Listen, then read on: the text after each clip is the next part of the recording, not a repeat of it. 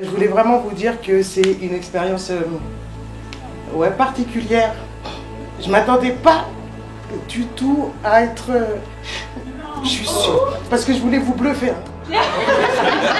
Mais je suis prise par l'émotion.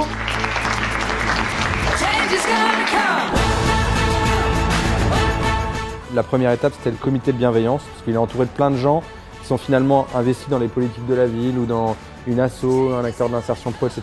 Et c'est eux qui ont fait le choix, à un moment, de retenir votre candidature. Il y avait 3 critères. Il y avait celui de l'impact, la qualité du projet intrinsèque. Et le troisième, c'était est-ce que finalement le programme peut être utile à cette personne? La sélection a été dure. On a vraiment ici un échantillon de créateurs d'entreprises qui ont des idées assez innovantes, dynamiques. Ça montre que notre jeunesse a du talent, ça montre que des villes comme les nôtres peuvent être pionnières, peuvent porter une génération nouvelle et peuvent porter un modèle de vie, un modèle de société nouveau. Moi je dirais qu'il y a un avant et un après et au milieu il y a Diversity Days et ils doivent absolument profiter de cet accompagnement, profiter de l'équipe, profiter de ce réseau qu'ils vont découvrir à travers ce programme. On est pris au vif tout de suite avec un exercice de survie un peu à la route et je crois que ça a été tout de suite très fédérateur comme exercice et ça nous a permis vraiment de briser la glace. Ça a été enrichissant, fatigant. J'arrête de fumer. Je trouve qu'il y a vraiment des personnalités extraordinaires dans le programme. Il y a une vraie osmose qui s'est construite, on s'est tous bien entendus. L'objectif à la fin de ces 120 heures ensemble, c'est que vraiment vous soyez capable, dans toute situation, quelque part, de défendre les couleurs de votre projet. Créons des liens, votre réseau il est là. Vous êtes des rôles modèles aussi pour cette ville et vous pouvez inspirer d'autres jeunes à se lancer.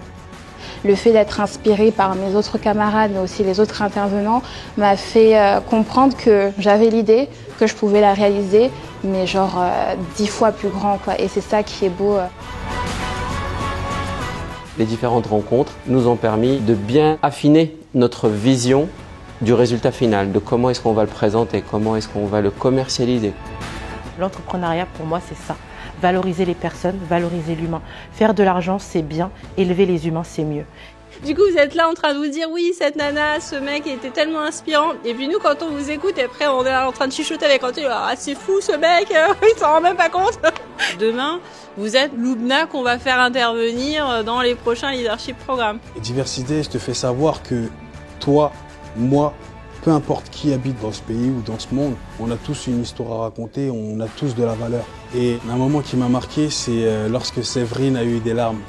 Ça nous redonne la force en fait pour continuer, pour tous nous pousser à nous élever et à nous aider à réussir dans ce qu'on veut entreprendre. Donc ça m'a touché, ça a été kiffant.